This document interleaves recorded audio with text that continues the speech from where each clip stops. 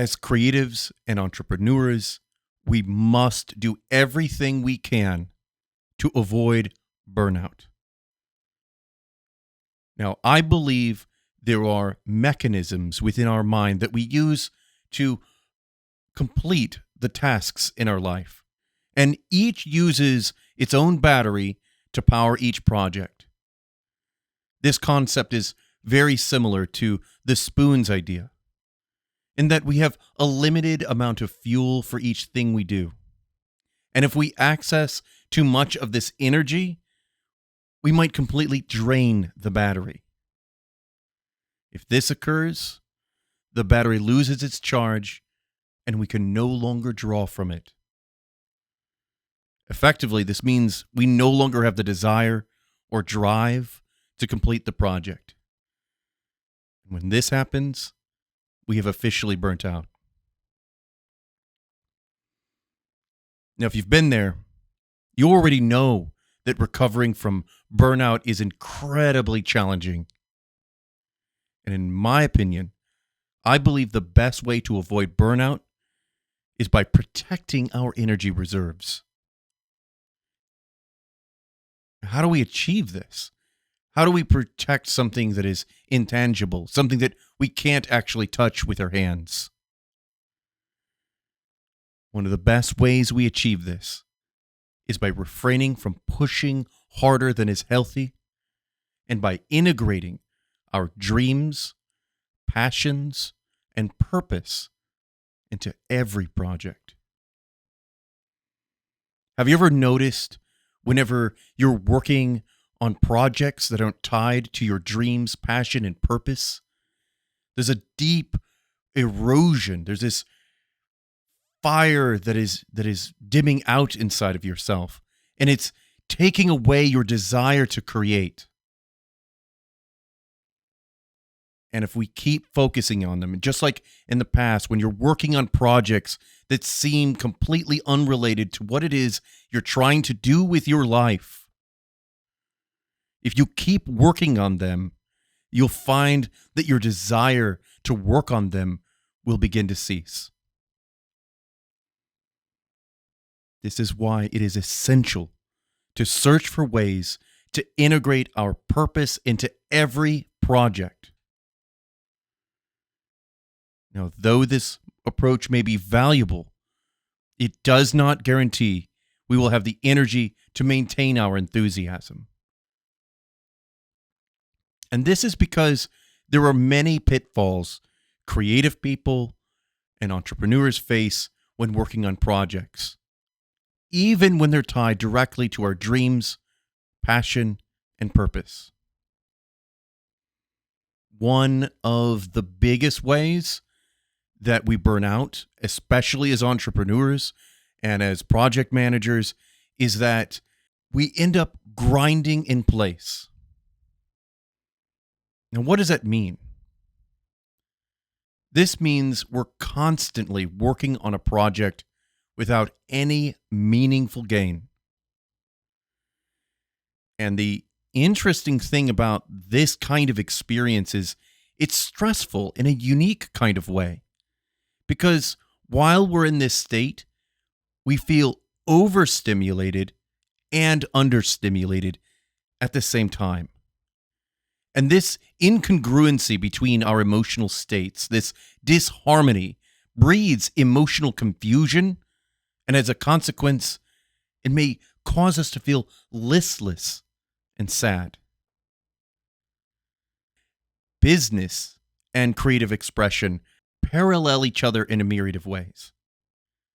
I think this might be due to the emotional, spiritual, intellectual, and time investment required by both endeavors. Just like in business, as a creative, when we realize we're grinding in place, we must pivot. In business, this is a major change in the direction of the project or company focus. And in creative expression, it could be taking an idea that you're developing and turn it in another direction.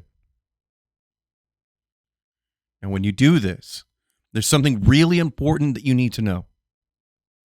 all change is accompanied by a degree of stress and uncertainty. If we're already overwhelmed, this course correction may result in total burnout. Now, unfortunately, when we're there, we're in this circumstance of we're damned if we do and we're damned if we don't. So I believe that personal awareness, discipline, and self-maintenance is so important. We need to preemptively avoid the catastrophe of burnout by following the cardinal rule of entrepreneurship. You must always protect yourself. Now, my voice cut out there a little bit. You must always protect yourself. Your story won't write itself, and your company can't run itself without you. So you must take care of yourself.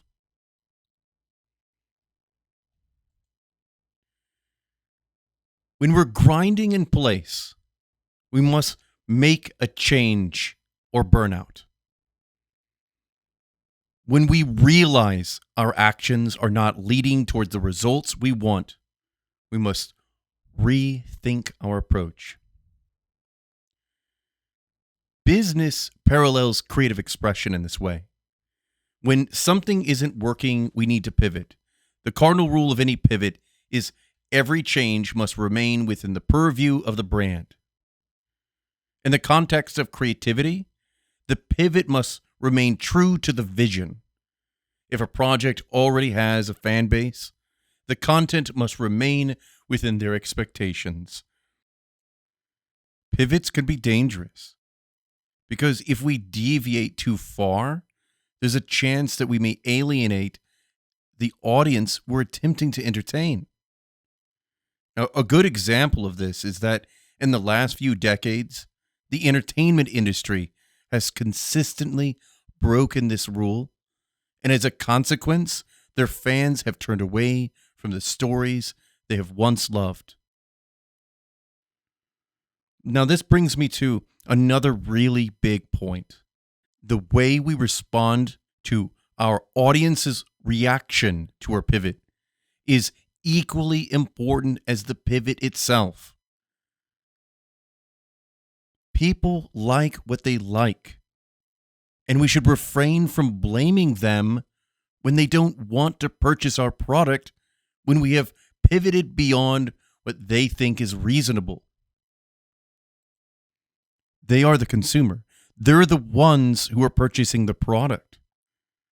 So if you're not meeting their expectations, then you're failing to achieve the goal that you set out to do. Who are you creating this for?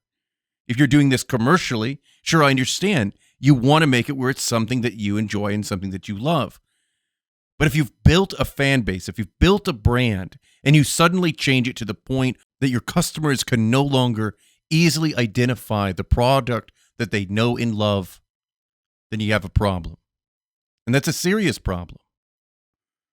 So I suggest, if this happens, do not get angry at your audience when they are disappointed with your pivot.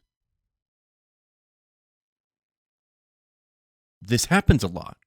I mean, this happens in Hollywood and in a lot of different ways in society. And I think that this phenomena of blaming fans is a symptom of society's most threatening disease. And this is something I like to call diabetes of the soul. It manifests in a myriad of ways, but in this instance, it is represented by how we have been told so many times that we are amazing beyond belief, that the experience of rejection is intolerable. This leads me into a really important part of being a creative. As a creative, we must be ready for rejection. Because every time someone consumes our content, there is a good chance they will not like it. Showing our work to the world is akin to asking someone out on a date. We must be ready for them to say no, while having the confidence and personal power to push forward until someone says yes. Rejection is a complex experience. There's no doubt about it that it often hurts and it can lead to us feeling incapacitated. But it can also inspire our eyes to see new avenues and opportunities. If someone doesn't like what you have to offer, then you need to ask yourself, why? Why is your content unattractive? And what can be done to improve it? This is an essential exercise of creative exploration. We must consider the thoughts and feelings of others, especially our target audience. If we allow our ego to obstruct our opportunities for reflection, we are doomed to repeat the same mistakes. Like any emotion, rejection has nuance, and we must be willing to listen, but we must always keep these voices outside of our mind. This is another area where creative expression and writing is similar to leadership, and they parallel each other in this circumstance. Because when you're leading, it's wise to listen to your team, of course, but we must limit the amount of information we are willing to receive. Because if you're not careful, their ideas and their vision will become your ideas and vision. While this may seem to be an indication of a well-oiled and effective running team, it is not. As a leader, we have the ability to see the entirety of the business, while most employees are only aware of their immediate environment. And this is okay, because their role typically focuses on the micro level, and as a consequence, they cannot see the bigger picture. When we are developing a project, there are more moving parts than our audience can see. And if we start changing all sorts of little details, it may result in catastrophic problems with the narrative. Even if it improves the story, it may cause us to lose interest in the project. And that's a big one. Because first and foremost, we must write for ourselves. It is essential to get feedback from the people who read our material or watch our movies or listen to our podcasts. But if all we're ever doing is listening to the requests of other people, we will never create the stories that we want to share. Rejection can lead us toward a better path, but it may also knock us off the road. The key to managing rejection is to build emotional mechanisms that help us make the most of our moments while minimizing our hurt. How in the world do we create a mechanism that is capable of insulating us against rejection? The way we do this is we create in 2 stages. In the first stage, we need to be solely focused on finishing the concept. All we need to do is get the concept in a readable format on paper. And if you're anything like me, I need outside energy to complete something. I love positive affirmations, especially when it involves content I have mustered from my mind. Receiving encouragement throughout the first stage is essential. And this means that we need to be careful who we share our content with, because we need enthusiastic souls who are guaranteed to lift us up. The reason we do this is because new ideas are fragile. Even the slightest sliver of rejection can be enough to end a project prematurely. The second stage is focused on refinement and correction. This is the time when we seek out critical souls who are eager to provide us useful feedback. The key word here is useful. A lot of people will read what you got and offer you nothing in return. Others will say, "Oh, it was good," and many won't even read it at all. When this happens, it's heartbreaking. And this circumstance in of itself can lead to burnout. Because it sucks when the significant people of your life are unwilling to participate in our interests, especially when they're directly linked to our purpose, passion, and dreams. So when you do this, and when you're in this second stage of the creative process, pick people who will honor their offer of helping improve your project. And whenever you give it to them, set a deadline when the feedback needs to be returned. And most importantly, offer them something. Give them something tangible for their time and energy. Because, as adults, our time and energy is valuable. And I don't know anyone who has enough of it. So this is why it's essential for us to respect the time of others and our own. Honoring their time could be something as simple as inviting them out for coffee, paying for their coffee, getting a little snack, and then being like, "Hey, after you read it, let's meet back up. I'll buy you lunch and we'll talk about it." I mean, for most people, everyone loves food and a free meal to read something by someone who they care about. They get some entertainment and they feel like they're being taken care of. You want to create a space that makes them want to do this again.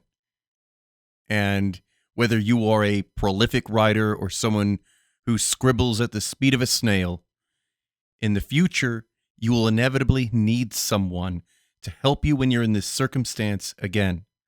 So reward them. Now, I did mention that you also need to respect your time. And the reason this is important is because if you want to live the life of a creative person, you must build it into your schedule. In my opinion, I think a writer needs to be creating, brainstorming, writing something every day without exception. And whenever you make it, you need to have a place that you can find it again. We all have our own way of organizing our stuff. Some of it's super messy, some of it's really organized. I like to put little snippets on social media because it makes it easier to find later. It also gives me a little feedback. It can inspire me to keep writing. But something that it does that I think is really important, especially as a creative, is it gets you used to a little rejection. It's an opportunity for you to get used to people not liking your stuff or not liking some component of what you write. Even if that manifests to you crafting it together something that you think is magnificent and you're just waiting for someone to click like, but no one ever does, that's an opportunity for growth. And I think that we should take every opportunity that we can to become the best version of ourselves. We do this by pushing against the grain. As a creative, you've got to get your ideas out there. You need to live with passion and purpose. The more you do it, the easier it becomes. And eventually you'll discover that you thrive on it. As a creative, we have some of the greatest influences on the world. You have something amazing in your heart, and I encourage you to share it with the world.